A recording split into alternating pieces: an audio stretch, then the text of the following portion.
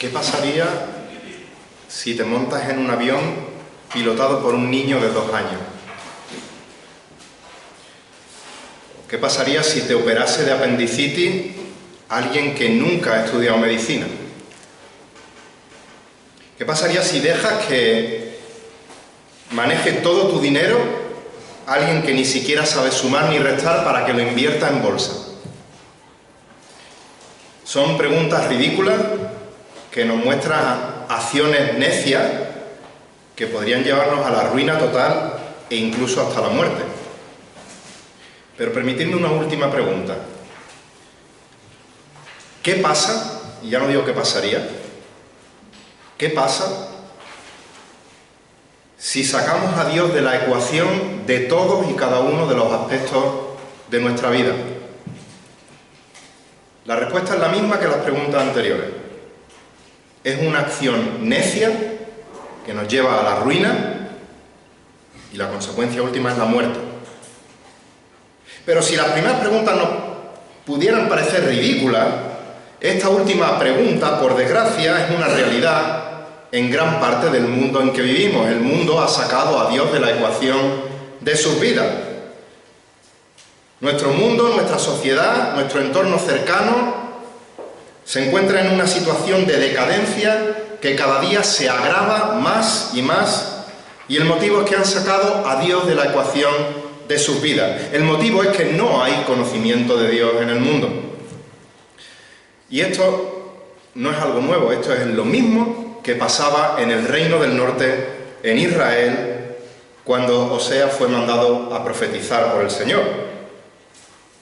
Hoy comenzamos el capítulo 4 del libro de Oseas y vamos a ver que, aunque no vamos a ver el capítulo 4 hoy entero, el tema principal de todo el capítulo son los resultados del desconocimiento de Dios. Los resultados del desconocimiento de Dios. Y podríamos, a grosso modo, dividir el capítulo en 3 partes. Del versículo 1 al 3, que es el que veremos Dios mediante en esta tarde, en esta noche, veremos que el desconocimiento de Dios lleva a la decadencia moral del pueblo. El desconocimiento de Dios lleva a la decadencia moral.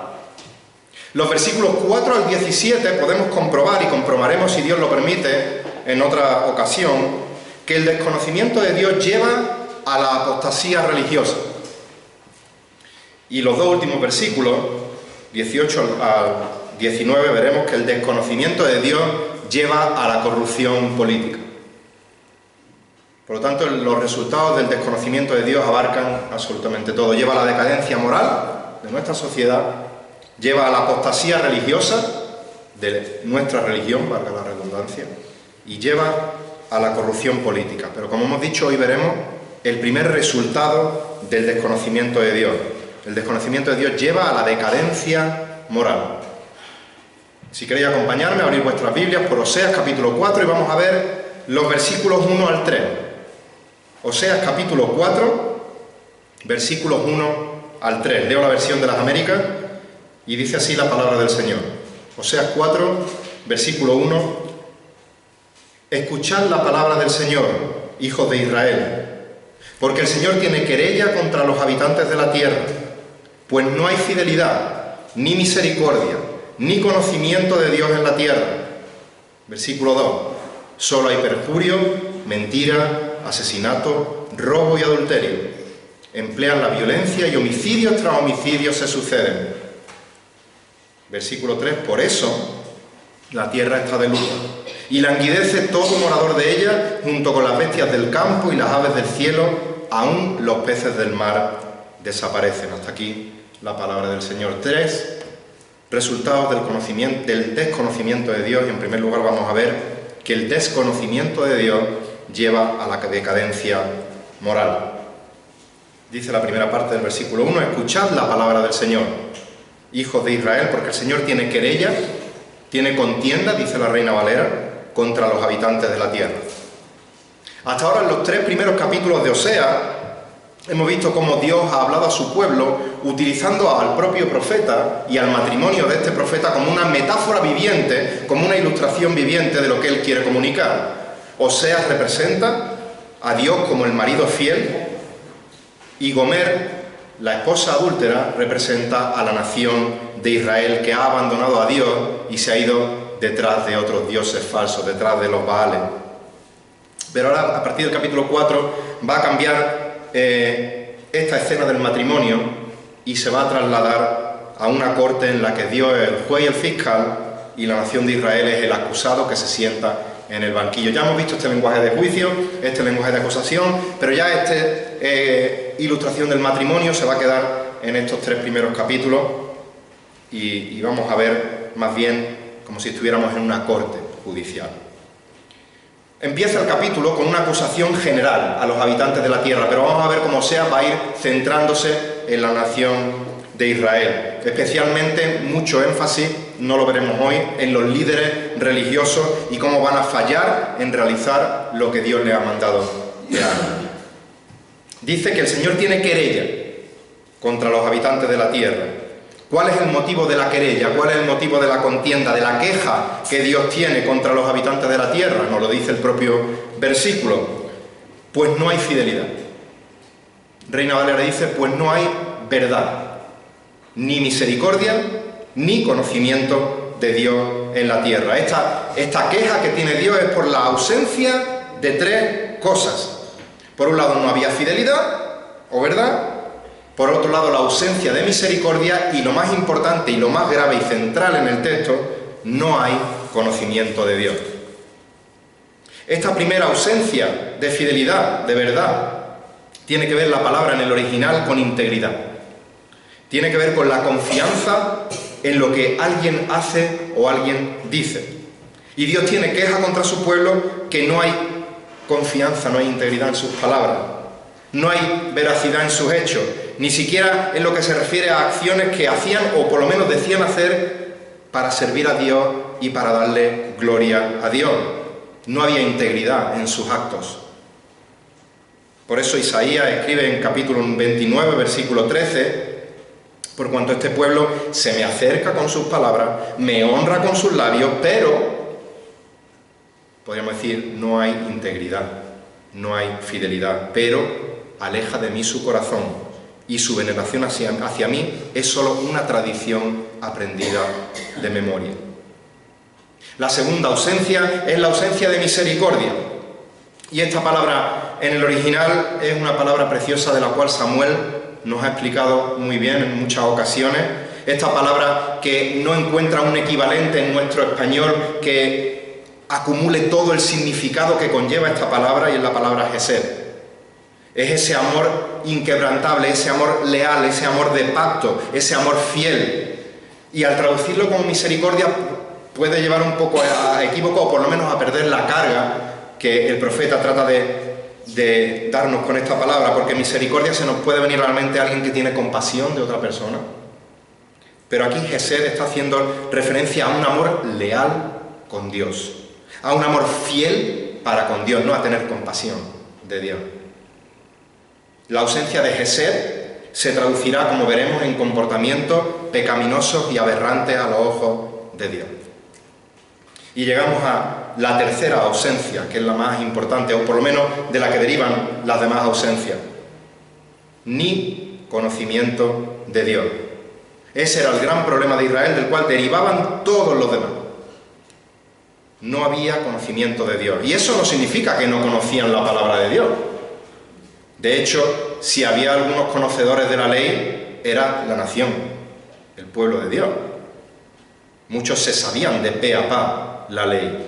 Practicaban lo que veían en la ley, tenían sus ritos, guardaban las fiestas, alababan a Dios, pero no conocían a Dios, no había conocimiento de Dios. Como hemos explicado ya muchas veces, esta palabra conocer en el pensamiento judío implicaba algo más que un conocimiento meramente intelectual.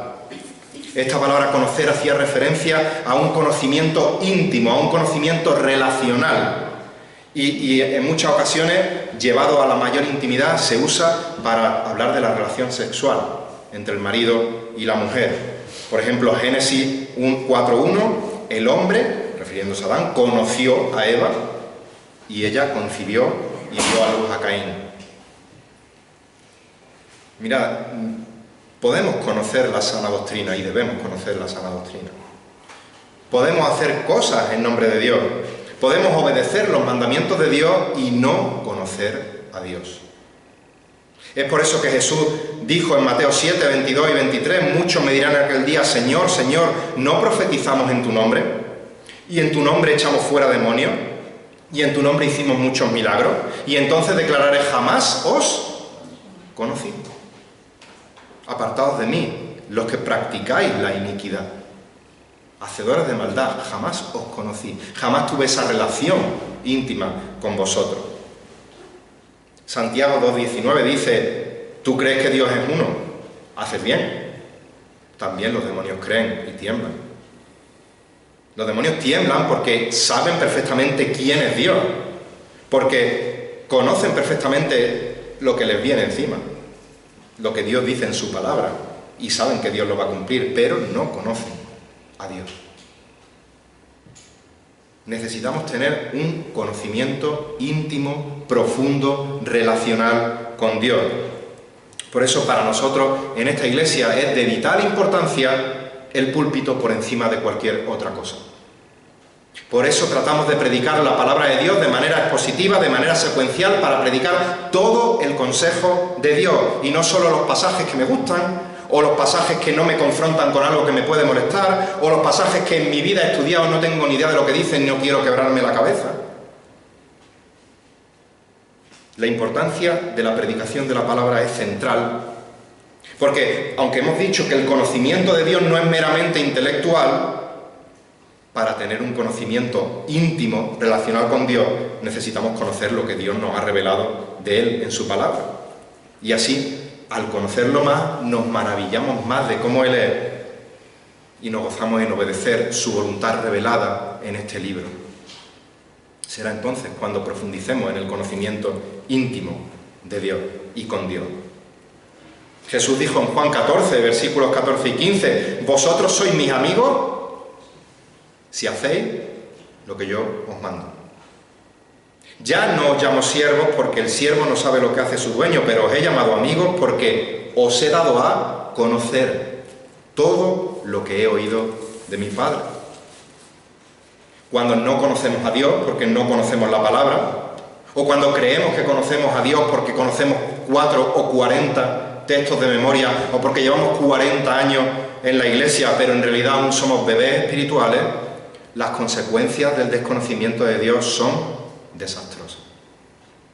Por otra parte, a medida que vamos creciendo en el conocimiento de Dios, nuestras vidas van a ser renovadas y eso va a tener un efecto dominó positivo en todas las áreas de nuestra vida. Nuestra familia va a cambiar, nuestra relación con mi esposa, con mi esposo va a cambiar, nuestra iglesia va a cambiar, nuestra acción en la sociedad va a cambiar, porque conocer a Dios significa que Dios es el centro de nuestra vida. Primero nos va a cambiar a nosotros y eso va a redundar positivamente en todos los aspectos de nuestra vida. La necesidad más grande de la nación de Israel, la necesidad más grande de todos los seres humanos, es conocer correctamente a Dios para tener una correcta relación con Dios. Y tenemos que tener claro que ese conocimiento íntimo de Dios no se logra por experiencias místicas, sino por ser lleno del Espíritu Santo, o lo que es lo mismo, porque la palabra de Dios mora, habita en abundancia en nosotros. De manera que la mayor necesidad que tenemos los seres humanos es conocer a Dios. Versículo 2. Solo hay perjurio, mentira, asesinato, robo y adulterio. Emplean la violencia y homicidios tras homicidios se suceden. Ahora a continuación Oseas nos está mostrando resultados desastrosos, resultados pecaminosos que suceden cuando no hay conocimiento de Dios. Y fijaros que antes de describir esta lista de pecados dice solo hay. Reina Valera traduce prevalecen. No es que algunos de estos pecados ocurran ocasionalmente. No es que hay una minoría malvada de pecadores que cometen estos pecados. No, es que estos pecados prevalecen. Es una práctica común. Es lo normal en nuestra sociedad. La idea, fijaros, la idea en el original de estas palabras, solo hay o prevalecen, es estalla la tierra. Estalla la tierra de adulterio, estalla la tierra de mentira, estalla la tierra... Es como si todos los pecados estuviesen metidos en un contenedor y ese contenedor explotase y estallase y repartiese por toda la tierra estos pecados. Muy por encima. Solo hay perjurio. La idea aquí no es simplemente la de jurar en falso. Decir algo, te juro que es verdad y que sea mentira. Eso es perjurio. Pero aquí también lleva la idea de hacer caer una maldición sobre alguien en el nombre de algún Dios o incluso en el nombre del Dios verdadero. Esa es la idea del perjurio. Hacer caer una maldición sobre alguien. Y por supuesto, decir y no cumplir. También es perjurio. Jurar y que sea mentira. Y viene lo siguiente, solo hay mentira. No sé si hace falta poner algún ejemplo para explicar esto. ¿Cuándo fue la última vez, sobre todo los más mayores, no más mayores, jovencitos como yo para arriba, me refiero no a los niños, que firmaste un contrato con un simple apretón de manos sin nada por escrito? Cuando firmaste, bueno, eso lo hacemos por desgracia a veces, pero algún papel sin leer la letra pequeña, simplemente confiando en la palabra del banquero, del piso, del que seas, confiando en la palabra de esa persona. Lo queremos por escrito. ¿Por qué? Porque la mentira prevalece en el mundo. Porque no se puede confiar en la palabra de casi nadie. Necesitamos que esté reflejado para que donde se dijo digo, no se diga ahora Diego, porque solo hay mentira. Pero en todos los aspectos, en todas las instituciones, políticas, educativas, religiosas, familiares, solo hay mentira. ¿Por qué? Porque no hay conocimiento de Dios. Y ahí es donde los creyentes tenemos que brillar, no con luz propia, sino con la luz de Dios. Cuando nos ofrecen pagar o cobrar sin IVA, en vez, y nosotros decimos, no, hazme factura, pero si te va a salir más caro, bueno, pero vamos a hacerlo por lo legal. Y se van a burlar de ti, y te van a llamar tonto, si todo el mundo lo hace, pero en el fondo van a saber que eres honesto. Y en el momento que tengan que acudir a una persona en la que puedan confiar, van a acudir a ti. Y ese es el momento en el cual le podemos decir, yo no soy así porque soy mejor que tú. Yo soy igual o peor que tú. Yo soy igual de pecador que tú. Pero Dios me ha salvado. Dios ha regenerado mi corazón. Dios ha cambiado mis afectos, mis valores. Y ahora yo vivo por amor a Dios, en obediencia a Dios, para la gloria de Dios, y por eso actúo de esta manera. Y puede que Dios use ese testimonio para que el que se burlaba de ti diga ahora, pues yo quiero conocer a ese Dios. Dice Proverbios 12:22 que los labios mentirosos son abominación al Señor, pero los que obran fielmente son su deleite. No seamos abominación para el Señor. Profundicemos en el conocimiento de Dios. Si Dios es la verdad, como dice el salmista, obremos fielmente para que Dios se deleite en que seguimos la verdad. Solo hay asesinato. Para Dios, pocas cosas hay más preciosas que la vida humana, o creo que ninguna hay más preciosa que la vida humana. ¿Por qué? Porque hemos sido creados a la imagen y semejanza de Dios. Y es verdad que después de caer Adán en el Edén y heredar nosotros el pecado de Adán, esa imagen de Dios se vio distorsionada por el pecado en el hombre, pero sigue estando ahí. Hasta el pecador más horrible que te puedas imaginar es un ser humano hecho a la imagen de Dios. Pero por falta del conocimiento de Dios, hoy día la vida humana carece de valor. En los últimos días, aquí mismo en Linares, en menos de 24 horas de diferencia, ha habido 2 tiroteos en 2 sitios distintos. Parece ser que uno por temas amorosos, de celos, otro por temas de drogas, pero dentro de lo que cabe, incluso en donde vivimos, se vive muy a gusto. Vivimos relativamente seguros. Pero recuerdo que hace tiempo una chica de Brasil me decía que por allí es impensable ir andando por la calle hablando por el móvil.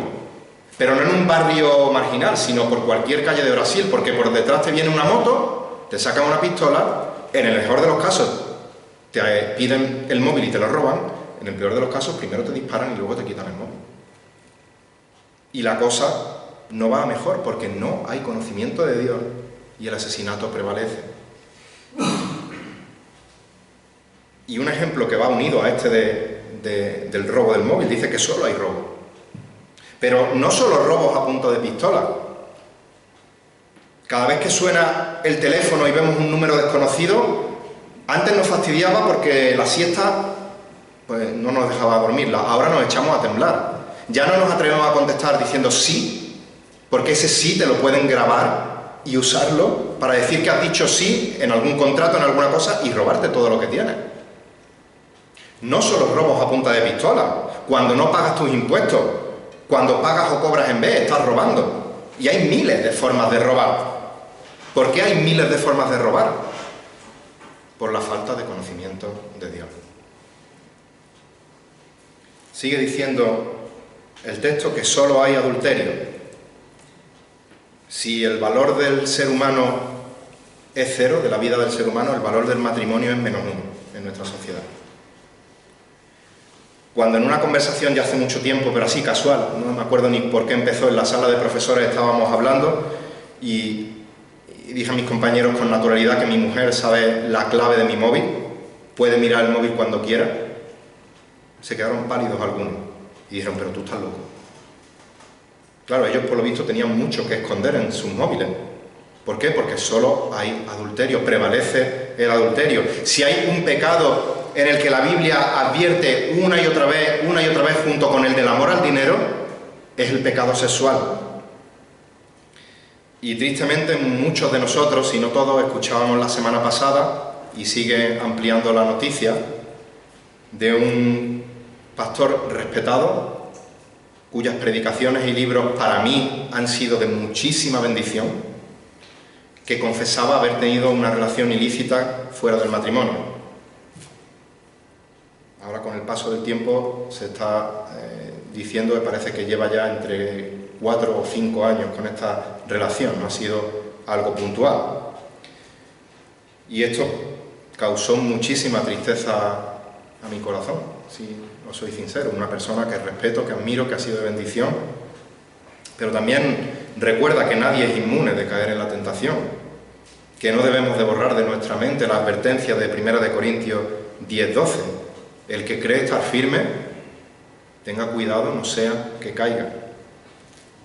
Al Moller, un predicador, un pastor, en cuanto a este caso decía lo siguiente, y cito, quiero advertir que en un momento así, en vez de sentir algún tipo de superioridad moral, la Escritura nos enseña que deberíamos considerarlo con la actitud de, por la gracia de Dios, no estoy en esa situación. Ningún hombre, sigue diciendo, a ninguna edad, en ninguna situación, y yo añado, ni ninguna mujer a la inversa, está libre de la tentación y el riesgo de caer. Ningún hombre, ninguna mujer, a ninguna edad, en ninguna situación. Respecto a esta caída de este pastor, otro gran predicador, Bodhi Bauckham, decía lo siguiente, y también cito, el hombre más sabio de la Biblia cayó en pecado sexual. El hombre más fuerte de la Biblia cayó en pecado sexual. El hombre más piadoso de la Biblia cayó en pecado sexual.